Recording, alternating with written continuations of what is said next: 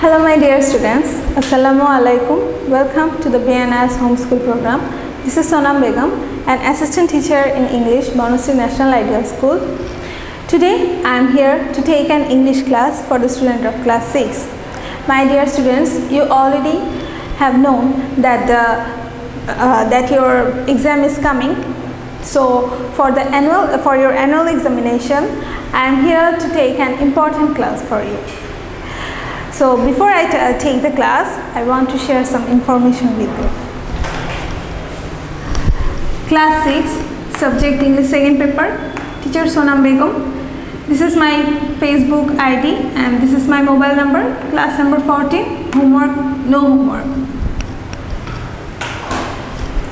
প্রিয় শিক্ষার্থীরা, আমি তোমাদের সাথে আমার যে ফেসবুক অথবা মেসেঞ্জার আইডি শেয়ার করেছি সেটাতে তোমরা আমার ফেসবুক আইডিতে তোমরা নক দিয়ে তোমাদের কোনো প্রশ্ন থাকলে জেনে নিতে পারো। তো আজকে আমি তোমাদের সামনে একটি ইম্পর্টেন্ট ক্লাস নিয়ে উপস্থিত হয়েছি, আর ক্লাসটি হচ্ছে ট্রান্সফরমেশনের ওপর। তোমাদের ইংলিশ সেকেন্ড পেপারের এই আইটেমটি থাকবে এবং ট্রান্সফরমেশনে একটা সেন্টেন্সকে আরেকটা সেন্টেন্সে রূপান্তর করতে হয়। তো আমরা জানি যে অ্যাসার্টিভ সেন্টেন্সকে বলা হয় বিবৃতিমূলক বাক্য। ওই বিবৃতিমূলক বাক্যকে তোমাদের ইন্টারোগেটিভ বা প্রশ্নবোধক বাক্যে পরিণত করতে হবে। তো এই প্রশ্নবোধক বাক্যে পরিণত করতে হলে আমাদের কি করতে হবে? অ্যাসার্টিভ বাক্যটিকে কোনো রকম অর্থের পরিবর্তন না করে ইন্টারোগেটিভ সেন্টেন্সে পরিণত করতে হবে। তো এর জন্য আমাদের কিছু রুলস জানতে হবে, আর আমি তোমাদের সামনে হাজির হয়েছি এই রুলসগুলো নিয়ে। তো চলো দেরি না করে ক্লাসটি আজকে শুরু করি। তো আজকের ক্লাসটির টপিক হচ্ছে transformation from assertive two interrogative. প্রথম নিয়মটি আমরা যদি দেখি, এখানে টু বি যুক্ত অ্যাফার্মেটিভ অ্যাসার্টিভ সেন্টেন্সকে আমাদের কিভাবে ইন্টারোগেটিভ করতে হয়। টু বি ভার্ব যদি কোনো অ্যাফার্মেটিভ অ্যাসার্টিভ সেন্টেন্সে থাকে, সেই ক্ষেত্রে আমরা যে নিয়মটি অনুসরণ করব সেটি হচ্ছে টু বি ভার্বটাকে আমরা আগে বসাবো। প্রিয় শিক্ষার্থীরা, তোমরা অলরেডি জানো টু বি ভার্ব কোনগুলা। টু বি ভার্ব হচ্ছে am, is, are, was, were. So এই টু বি ভার্বগুলোকে আমাদের আগে বসাতে হবে।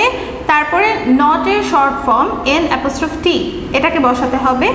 এরপরে অক্সিলারি ভার্বটির পরে আমরা সাবজেক্ট বসাবো, মানে যে বাক্যের কর্তা তাকে বসাবো। তারপরে আমরা এক্সটেনশন অথবা সেন্টেন্সের বাকি অংশটি বসিয়ে দেব। ঠিক তারপরেই আমাদের দিতে হবে note of interrogation. Note of ইন্টারোগেশনের অর্থ হচ্ছে প্রশ্নবোধক চিহ্ন। এই প্রশ্নবোধক চিহ্নটি যদি তোমরা ইন্টারোগেটিভ সেন্টেন্সে না দাও তাহলে কিন্তু বাক্যটি সম্পূর্ণ হবে না। তো এখানে আমি লিখেছি Rima is a good student. Rima একজন ভালো ছাত্রী। তো এই বাক্যটিতে রিমা হচ্ছে সাবজেক্ট, এখানে ইজ হচ্ছে টু বি ভার্ব, আর আ গুড স্টুডেন্ট এটাকে বলতে পারি আমরা এক্সটেনশন। এখন এই বাক্যটাতে আমরা যদি দেখি ভার্ব টু বি ভার্ব যেটা, সেটা হচ্ছে ইজ। তো এই ইজকে আমরা আগে নিয়ে যাব, ইজের সাথে নট যুক্ত করব। এখানে একটা কারণ আছে, কারণ আমরা জানি যখন কোনো অ্যাফার্মেটিভ বাক্যকে ইন্টারোগেটিভ করতে হয় তখন আমরা নট ইউজ করে থাকি, আর যদি বাক্যটি নেগেটিভ হয় সেই ক্ষেত্রে আমরা নটটাকে বা নেগেটিভ পার্টিকেলটাকে উঠিয়ে দিই। তো যাই হোক, এখানে আমরা ইজ আগে নিয়ে এসেছি। Is n't, isn't, isn't Rima, subject বসেছে Rima a good student. Subject auxiliary ভার্বের পরে সাবজেক্ট বসেছে, তারপরে আমরা এক্সটেনশন বসিয়ে দিয়েছি এবং এরপরে আমরা প্রশ্নবোধক চিহ্ন দিয়েছি। Isn't Rima a good student. তোমরা যদি বাক্যটাকে খেয়াল করো, রিমা একজন ভালো ছাত্রী। রিমা একজন ভালো ছাত্রী নয় কি? তার মানে রিমা একজন ভালো ছাত্রী। আমরা কিন্তু ঠিক এভাবেই বাংলায় প্রশ্ন করে থাকি। তোমরা একটু চিন্তা করলেই এটা বুঝতে পারবে যে এখানে কেন এন্টি বা নট যুক্ত হয়েছে। ওকে, দেন আমি আরেকটা বাক্য লিখেছি, যেমন you were in the classroom. এই ওয়্যার শব্দটিও কিন্তু এখানে একটা অক্সিলারি ভার্ব এবং এটা টু বি ভার্ব, সরি এখানে মেইন ভার্ব হিসেবে বসেছে এবং এটা to be verb. You were in the classroom, তুমি ক্লাসরুমে ছিলে। সো এই ওয়্যার বা ইজ যখন মেইন ভার্ব বা অক্সিলারি ভার্ব যেভাবেই বসুক, আমাদের ওইটাকে সবসময় সাবজেক্টের আগে নিয়ে ইন্টারোগেটিভ সেন্টেন্সে পরিণত করতে হবে। যেমন Rima is a good student, এখানে ইজ মেইন ভার্ব এবং ইজ একই সাথে to be verb. To be ভার্বটাকে আমরা আগে নিয়ে বসিয়েছি is and Rima good student. ঠিক একইভাবে you were in the classroom, এখানে ওয়্যার হচ্ছে to be verb. So to be ভার্বটাকে আগে নিয়ে গিয়েছি weren't you in the classroom, তুমি কি ক্লাসরুমে ছিলে না। প্রিয় শিক্ষার্থীরা, এইভাবে কিন্তু আমরা এই নিয়মটি ফলো করতে পারি। টু বি ভার্বযুক্ত বাক্য থাকলে আমরা এই নিয়ম অনুসরণ করে ইন্টারোগেটিভ সেন্টেন্স তৈরি করতে পারি। পরের বাক্যটিতে দেখতে পাচ্ছি নেগেটিভ অ্যাসার্টিভ যদি হয়, সেন্টেন্সটি যদি নেগেটিভ অ্যাসার্টিভ হয়, সেই নেগেটিভ অ্যাসার্টিভ হলে নেগেটিভ পার্টিকেল উঠে যাবে, মানে নাবোধক যে অংশটা বা নাবোধক যে শব্দটা সেই নেগেটিভ পার্টিকেলটা উঠে গিয়ে অক্সিলারি ভার্বটি সাবজেক্টের আগে বসবে। যেমন the lady was not sick, lady এখানে অক্সিলারি ভার্বের বদলে টু বি ভার্ব বলা যায়, যে টু বি ভার্বটি আগে বসবে। So the lady was not sick, মহিলাটি অসুস্থ ছিল না, এখানে টু বি ভার্ব হচ্ছে ওয়াজ আর এখানে নট হচ্ছে নেগেটিভ পার্টিকেল। সো নেগেটিভ পার্টিকেলটাকে উঠিয়ে আমাদের ওয়াজ বা টু বি ভার্বটাকে আগে নিতে হবে। এখানে তাহলে কি হলো, একই নিয়ম অনুসরণ করে শুধু নটটা উঠিয়ে দিব। ওয়াজ দ্য লেডি সিক, মহিলাটিকে অসুস্থ ছিল। বাক্যের অর্থ বাক্যের অর্থ পরিবর্তন হয়নি এবং বাক্যটি একটি ইন্টারোগেটিভ সেন্টেন্সে পরিণত হয়েছে। পরের রুলসটা হচ্ছে অক্সিলারি ভার্ব ছাড়া অ্যাসার্টিভ সেন্টেন্সকে কিভাবে ইন্টারোগেটিভ করতে হবে। এমন অনেক বাক্য আছে যে বাক্যে সরাসরি মেইন ভার্বটা বসে যায়, অক্সিলারি ভার্বকে আইডেন্টিফাই করা যায় না। সেই ক্ষেত্রে আমরা কিভাবে অ্যাসার্টিভ বাক্যটাকে ইন্টারোগেটিভ করব। এটার নিয়মটাও খুব সহজ, তোমরা অলরেডি জেনে থাকবে যে আমরা সাবজেক্ট অ্যান্ড টেন্স ওয়াইজ, মানে যেসব বাক্যে অক্সিলারি ভার্ব থাকে না সেই বাক্যগুলো সরাসরি যদি মেইন ভার্ব বসে সেই বাক্যগুলো মূলত সিম্পল সেন্টেন্স, সিম্পল প্রেজেন্ট হতে পারে, সিম্পল পাস্ট হতে পারে। সো সিম্পল প্রেজেন্টে আমরা ডোন্ট বা ডাজন্ট ইউজ করি সাবজেক্ট অ্যান্ড টেন্স অনুযায়ী, আর সিম্পল পাস্টে ইউজ করে থাকি আমরা ডিডন্ট। এটা যে কোনো সাবজেক্ট অ্যান্ড পার্সনের সাথে বসানো যায়। তাই আমরা যখনই দেখব যে অক্সিলারি ভার্ব ছাড়া অ্যাসার্টিভ সেন্টেন্সটি আছে, তখন আমরা ঠিক সাবজেক্ট অর্থাৎ পার্সন এবং টেন্স অনুযায়ী ডোন্ট, ডাজন্ট বা ডিডন্ট বসাবো, তারপরে আমরা সাবজেক্ট বসাবো। এরপরে যখনই আমরা ডোন্ট, ডাজন্ট বা ডিডন্ট বসাবো, আমাদের সাবজেক্টের পরের ভার্বটার প্রেজেন্ট ফর্ম বসাতে হবে, মানে V1 এর অর্থ হচ্ছে ভার্বের প্রেজেন্ট ফর্ম। তারপরে এক্সটেনশনের পরে আমাদের দিতে হবে কি, কোশ্চেন মার্ক বা নোট অফ ইন্টারোগেশন। এই বাক্যটি তোমরা খেয়াল করো, হি হেল্প দ্য পুয়ার, তিনি গরিবদের সাহায্য করেছিলেন। হেল্পড, এখানে হেল্পড হচ্ছে মেইন ভার্ব এবং এখানে আমরা মেইন ভার্বকে সাহায্য করেছে এমন কোনো সাহায্যকারী ভার্ব দেখতে পাইনি। তাহলে আমরা এখানে কি করব, এই হেল্পটাকে আমরা দেখতে পাচ্ছি এটা পাস্ট ফর্মে আছে। তো আমরা জানি যখন নেগেটিভ বা ইন্টারোগেটিভ করতে হয় তখন আমরা এটাকে যদি আমরা নেগেটিভ করতাম তাহলে হতো he did not help, he did not help the poor, এটাকে নেগেটিভ করা যেত। এবং ইন্টারোগেটিভ করলে didn't he help the poor, এরকম হতো। তো আমরা এখানে নেগেটিভ করব না, আমরা করব এটাকে ইন্টারোগেটিভ, এবং ইন্টারোগেটিভ করতে হবে নেগেটিভ ইন্টারোগেটিভ, কারণ আমাদের বাক্যের অর্থ পরিবর্তন করা যাবে না। দ্যাটস ওয়াই আমরা এখানে হেল্প যেহেতু পাস্ট ফর্মে আছে, আমরা এখানে পাস্ট ফর্মটা ইউজ করব, কারণ এটা হচ্ছে সিম্পল পাস্ট টেন্স।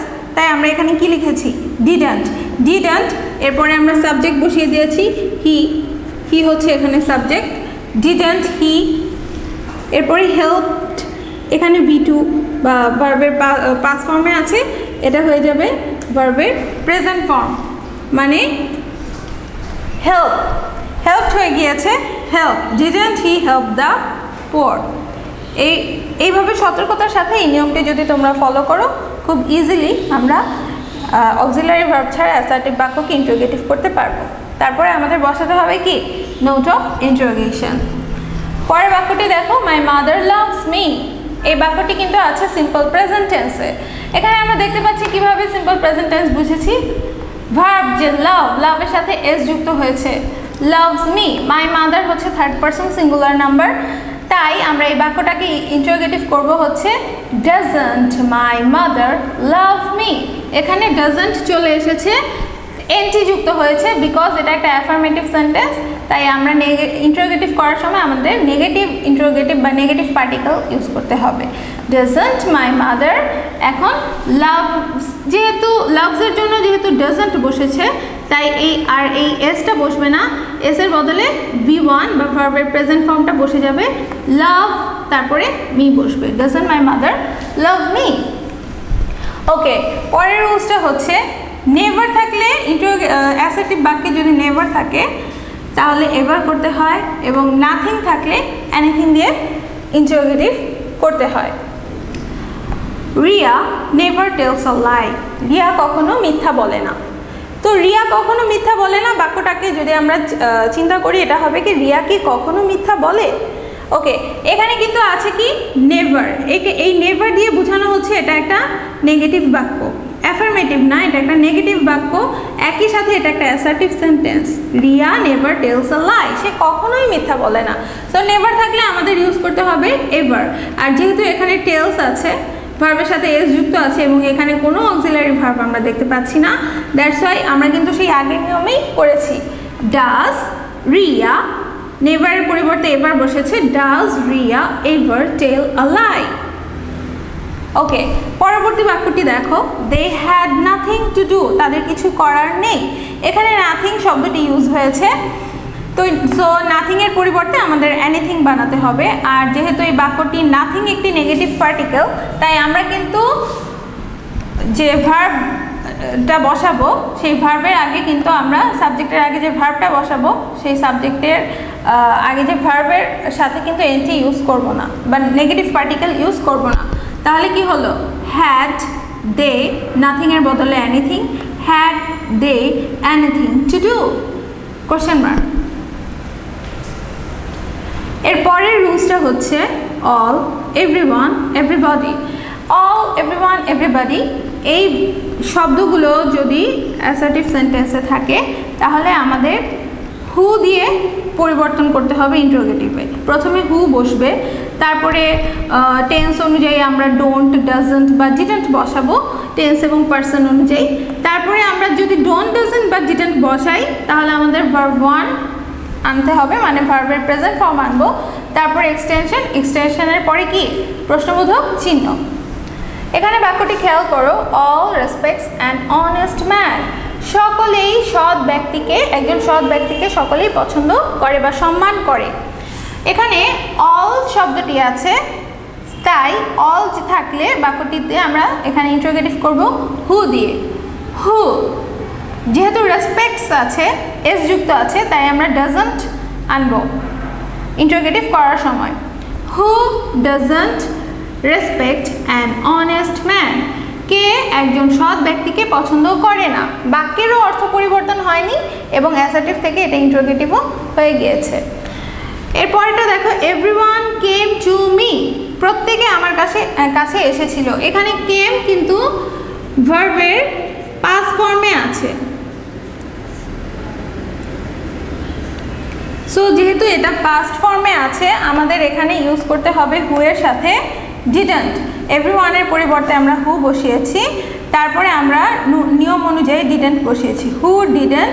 এখন কেম কি হবে, কেম কি কেম থাকবে, কেম হয়ে যাবে কাম, বিকজ আমরা এখানে ডিডন্ট বসিয়েছি। হু ডিডন্ট কাম টু মি, কে আমার কাছে আসেনি, তার মানে প্রত্যেকে আমার কাছে এসেছিল, প্রশ্নবোধক চিহ্ন।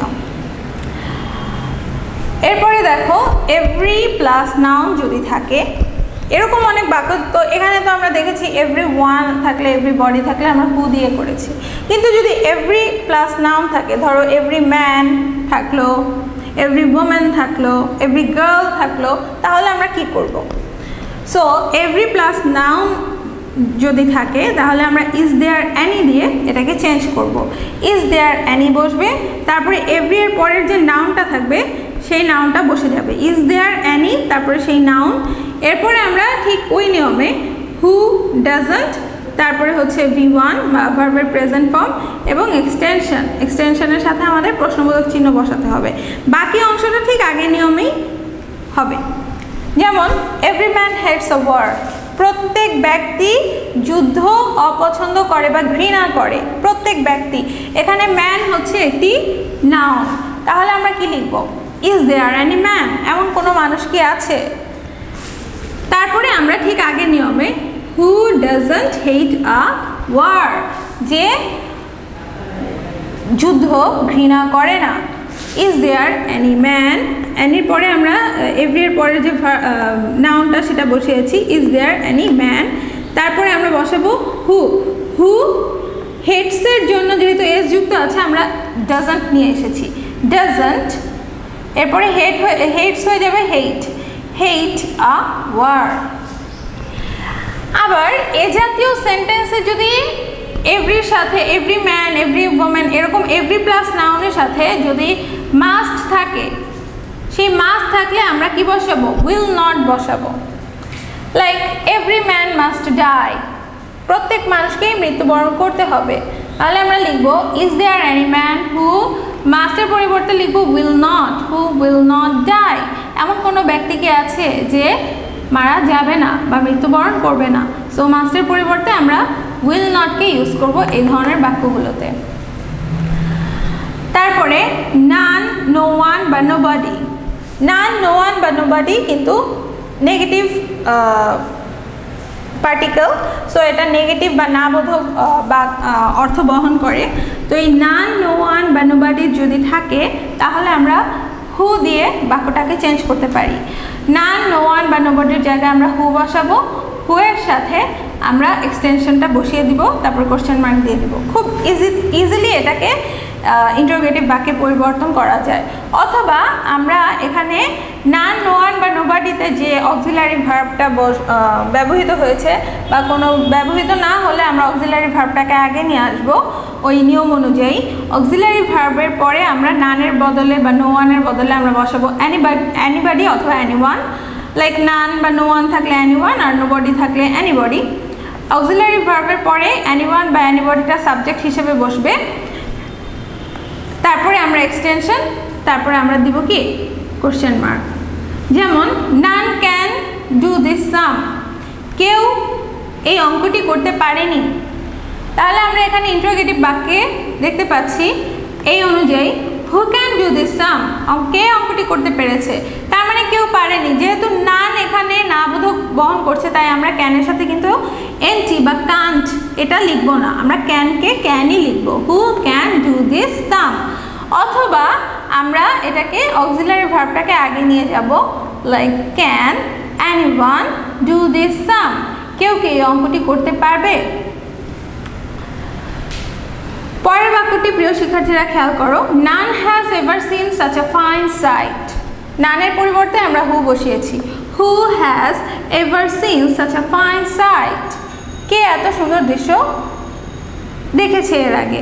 অথবা যেহেতু এটা হ্যাজ দিয়ে আছে আমরা হ্যাজকে আগে নিয়ে গেলাম, হ্যাজ নানের পরিবর্তে সাবজেক্ট এনিওয়ান বসেছে, এখানে হ্যাজকে আমরা দেখতে পাচ্ছি অক্সিলারি ভার্ব হিসেবে, আর সিন হচ্ছে এখানে মেইন ভার্ব। তো আমরা এখানে অক্সিলারি ভার্বটাকে আগে নিয়ে গিয়েছি হ্যাজ, এবং নানের পরিবর্তে আমরা ইউজ করেছি anyone, has anyone ever seen such a fine sight. প্রিয় শিক্ষার্থীরা, এরপরে যদি এমন কোনো বাক্য থাকে দেয়ার যুক্ত, মানে ওইটাকে বলা হয় ইন্ট্রোডাক্টরি দেয়ার যুক্ত কোনো বাক্য যদি থাকে, যেমন ধরো there is no use of this law আর there is no use of this pen, তাহলে আমরা কিভাবে লিখব? তো দেয়ার ইজ নো যুক্ত কোনো বাক্য থাকলে আমরা হোয়াট অথবা হু বসাবো, তারপরে আমরা তারপরের অংশটা বসিয়ে দিব। দেয়ার ইজ নো এর পরিবর্তে আমরা হোয়াট বা হু বসাবো, হোয়াট বা হু এর পরে আমরা এক্সটেনশনটা বসিয়ে প্রশ্নবোধক চিহ্ন দিয়ে দিব। অথবা যেহেতু দেয়ার ইজ নো দেওয়া আছে আমরা ইজ দেয়ার এনি দিয়েও এটাকে করতে পারি আগের মতো। ইজ দেয়ার এনির পরে আমরা এক্সটেনশন দিব, এরপরে আমরা প্রশ্নবোধক চিহ্ন দিয়ে দিব। যেমন ধরো এখানে আছে there is no use of this law, এই আইনটির কোনো ব্যবহার নেই বা কোনো লাভ নেই, এই আইনটিতে এখানে কোনো লাভ হচ্ছে না, অথবা এই আইনটি এখন আর ব্যবহৃত হচ্ছে না। তাহলে আমরা এই বাক্যটাকে ইন্টারোগেটিভ কীভাবে করব? যেহেতু ল এখানে কোনো ব্যক্তি বোঝাচ্ছে না, ব্যক্তির পরিবর্তে বস্তু বোঝাচ্ছে বা জড় কিছু বোঝাচ্ছে। সো এখানে এটা কিন্তু পার্সন না, সো তাই আমরা এখানে হোয়াট বা হু এর মধ্যে থেকে কোনটা ইউজ করব, হোয়াট ইউজ করব। দেয়ার ইজ নো এর পরিবর্তে হোয়াট বসবে, হোয়াট ইজ, নো উঠে গিয়ে দা বসবে। What is the use of this law, এই আইনটির লাভ কী, তার মানে এই আইনটিতে কোনো লাভ নেই। অথবা যেহেতু এটা দেয়ার ইজ দিয়ে শুরু আছে, আমরা ইজকে আগে নিয়ে যেতে পারি সাবজেক্টের, দেয়ারকে সাবজেক্ট হিসেবে ধরে। ইজ দেয়ার, নো এর পরিবর্তে আমরা জানি অ্যানি বসে, is there any use of this law. আর এখানে শুধু অক্সিলারি ভার্বটাকে আগে নিয়ে গিয়েছি বা টু বি ভার্বটাকে আগে নিয়ে গিয়েছি, সাবজেক্ট পরে এসেছে টু বি ভার্বের পরে এবং নো এর পরিবর্তে অ্যানি বসেছে। তখন এখানে কিন্তু আমাদের আর দা ইউজ করতে হচ্ছে না, is there any use of this ল।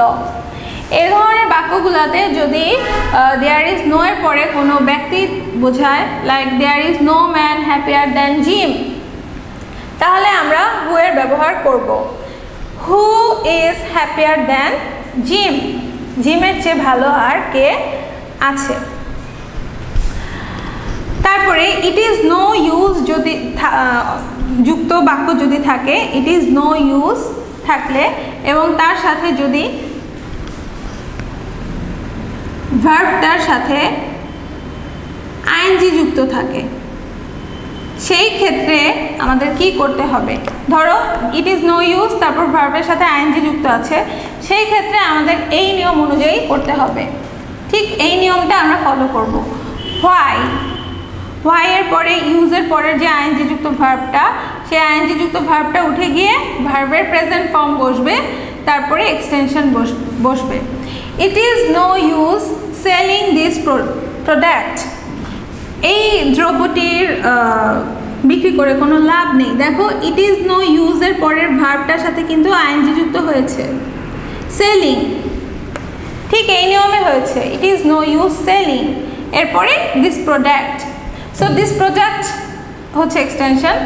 তো এখানে ইট ইজ নো ইউজের পরিবর্তে যদি আমরা দেখি আইএনজি যুক্ত আছে, আমরা হোয়াই ইউজ করব।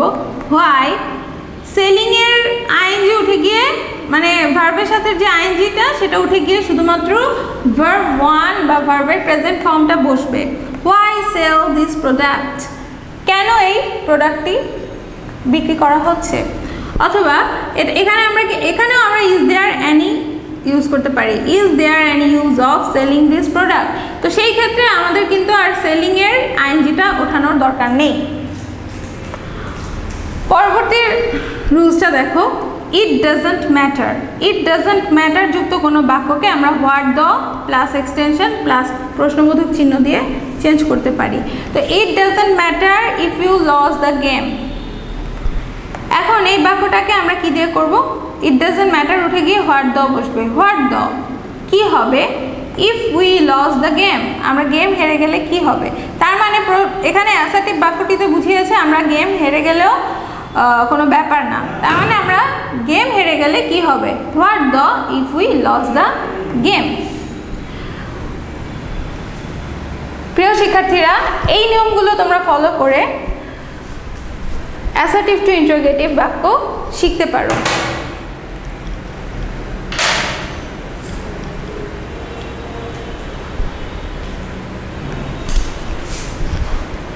প্রিয় শিক্ষার্থীরা, আশা করি এই গ্রামার ক্লাসটি তোমাদের জন্য খুব হেল্পফুল হবে এবং এই নিয়মগুলো তোমরা অনুসরণ করে বাক্য অ্যাসার্টিভ বাক্য থেকে কিভাবে ইন্টারোগেটিভ করা যায় সেটা বুঝতে পেরেছো।